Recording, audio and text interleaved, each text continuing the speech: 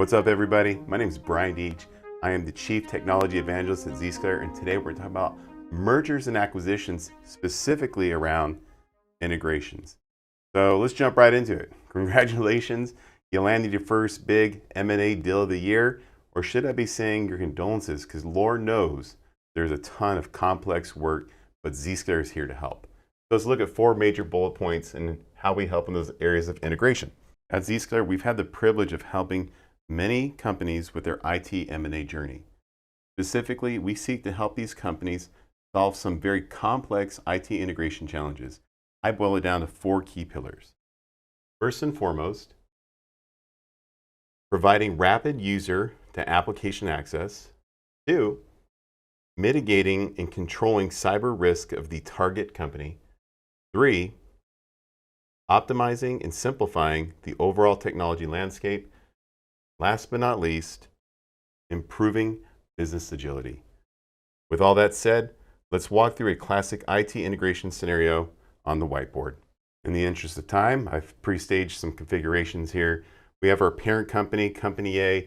They have applications, they have branches, they have IoT, OT, they have the work from anywhere population, and same can be said about the target company. We're at Company B, branch office, work from anywhere. Both of them have a foothold in the private cloud for AWS and Azure. You have SaaS-based applications like Office 365, Salesforce, and last but not least, we have applications like ChatGPT. So from an M&A perspective, congratulations, it's legal day one, and you're probably thinking to yourself, how do we make these things all talk to each other? And you start to scratch your head and say, okay, what do we have in our technology tool bag to help solve this problem? Come over here, you might, well, maybe we can solve it with VPN, VDI, MPLS, maybe deploy a bunch of firewalls,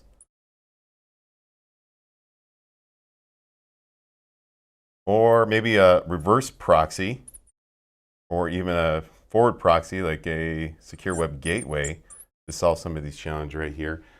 I look at this and I think immediately, tech debt. That's kind of gross.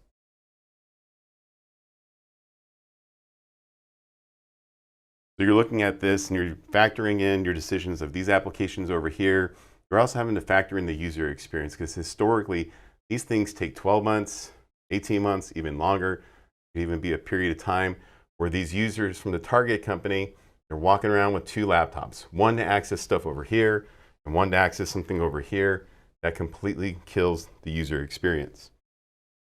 On top of the user provisioning, all that stuff you have to take into consideration, there's got to be a better way. I call it the cloud first approach. This is where we'll kind of introduce Zscaler Zero Trust Exchange, or ZTE for short. And the idea here is that this is a full proxy, it's inline, and it has the ability to identify users and specifically see everything that they're doing, whether it's internet, SaaS, private applications, or applications back at the data center. And it gives you the ability to catalog those things. I'm going to work this from the bottom up, from the work from anywhere population, just a lightweight agent. We call it Zscaler Client Connector. And this thing reaches outbound to the Zero Trust Exchange. Same thing over here on the target company, reaches outbound on the Zero Trust Exchange. Now that we get the traffic there, the next thing is, well, how do we authenticate it? So from the parent company perspective, let's say that you're rocking with some Azure Active Directory. And the idea here is we want to federate identity. If you don't know what I'm talking about, SAML-based. What does SAML get us? The user, departments, locations, group membership. But oh, darn it, the work from anywhere population from target company, they're not in Azure Active Directory yet. They have their own stuff. Maybe they have Okta. One of the keys to successful integration here is the ability to support multiple identity providers. And that's what we can do here with Zscaler. So let's say that this company has Okta. Not a problem. We federate and we call it a day. Now that we have this, we have the ability to figure out what applications users should be able to talk to without putting these users onto the network, all based off of the identity. Now the next question is, well, how do I take traffic here and get it back down here and back down right here? The answer is, got some tricks for you. I provide a lightweight VM. We call it a Zscaler app connector. Its sole goal in life, reach outbound to the Zero Trust Exchange. Same thing over here at the target company, reach outbound. And guess what? Don't jump too far ahead of me, but yeah, even for the private cloud, same lightweight application connector reaches outbound. And the cool thing about this is it helps reduce your attack surface. It's not sitting there listening to anything. It's reaching outbound. So what do you have to do to make all this work? Well, you got the traffic there. You've authenticated it. Now you just got to make sure this internal application connector can talk to these applications. And guess what? Same thing over here.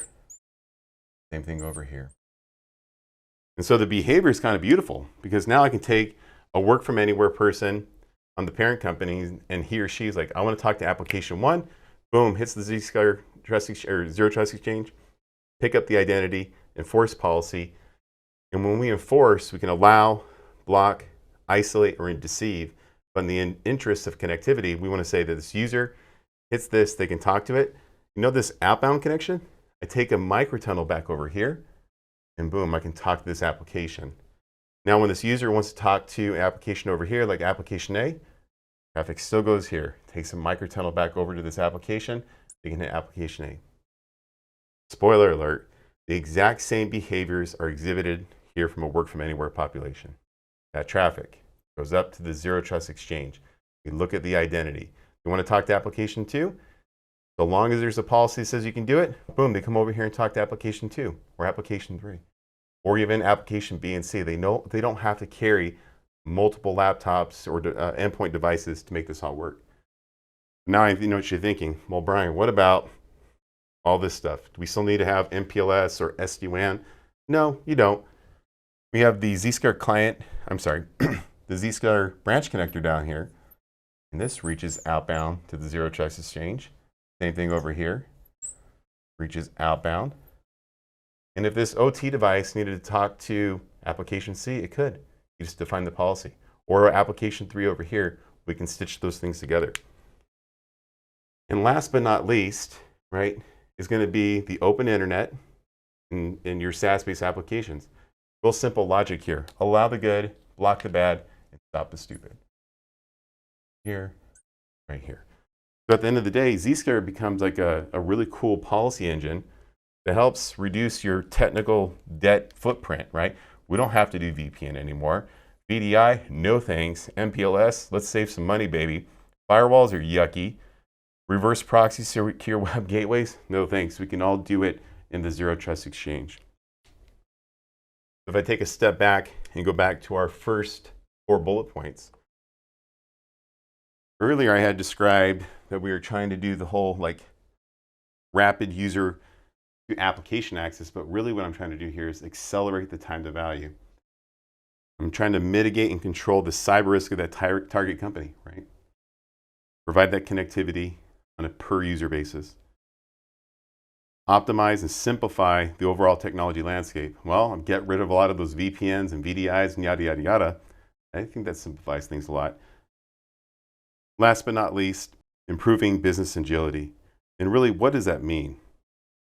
Well, since Zscaler sits in line with the traffic, it means I get to see everything that the users and workloads are accessing.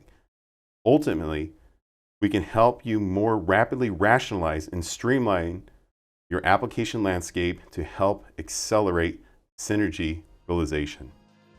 With all that said, this is my talk on integrations. Look for the next video. We'll be talking about divestitures, carve-outs, and spin-offs in the next video. Thank you for your time.